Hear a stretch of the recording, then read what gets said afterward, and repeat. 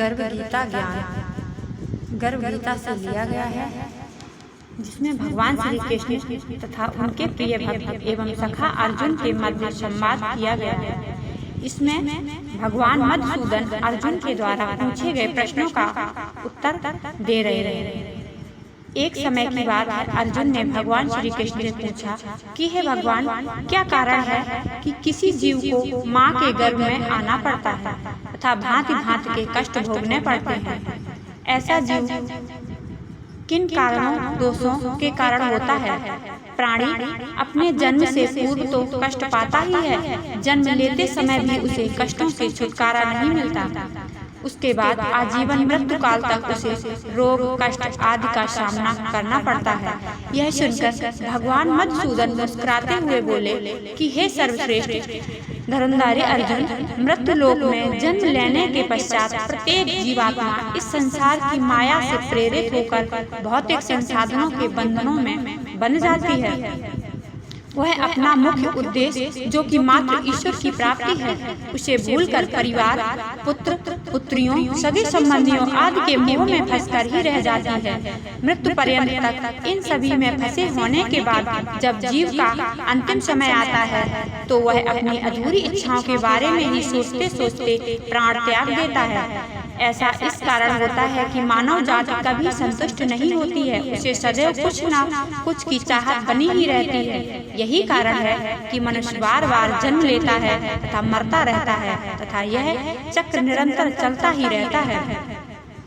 हे प्रभु, इस माया से पार पाना तो बड़ा कठिन कार्य है। बड़े बड़े ऋषि मुनि भी इससे पार नहीं पा सकते, तो साधारण मनुष्य की बात ही क्या है?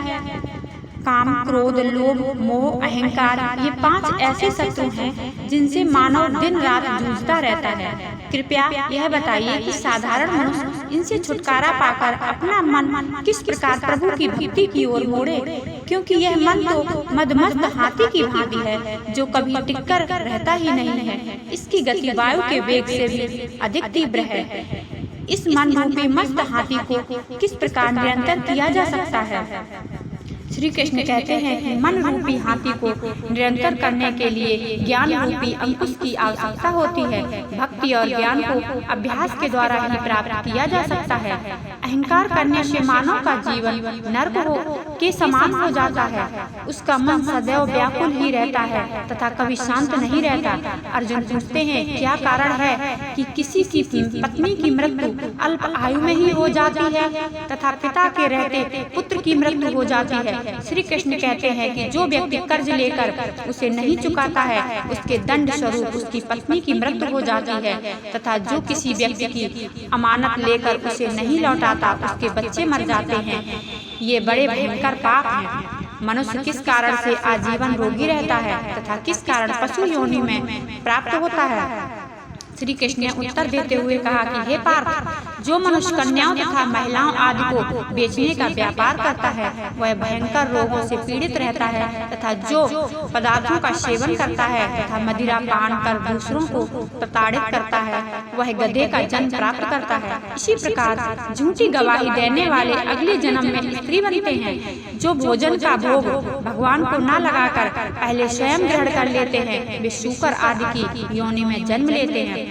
अर्जुन कहते हैं कि किन कारणों से इन जन्म में धनी तथा वाहन आदि के स्वामी बनते हैं?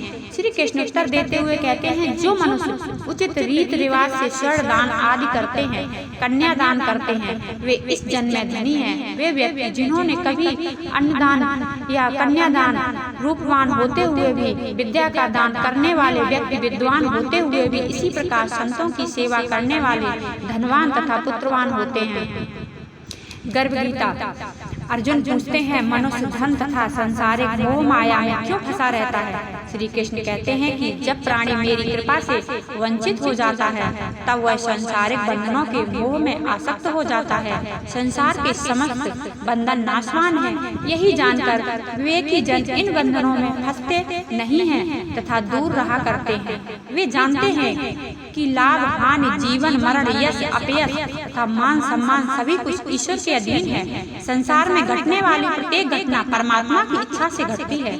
यही कारण है कि विवेक जन दुख सुख चाहे कैसी भी परिस्थिति हो समान भाव से रहते हैं। जो मनुष्य इन सांसारिक बंधनों से दूर रहकर धार्मिक स्थलों में जाकर प्रेम तथा भक्ति भाव से मेरा दर्शन करता है उसका नाश नहीं होता है।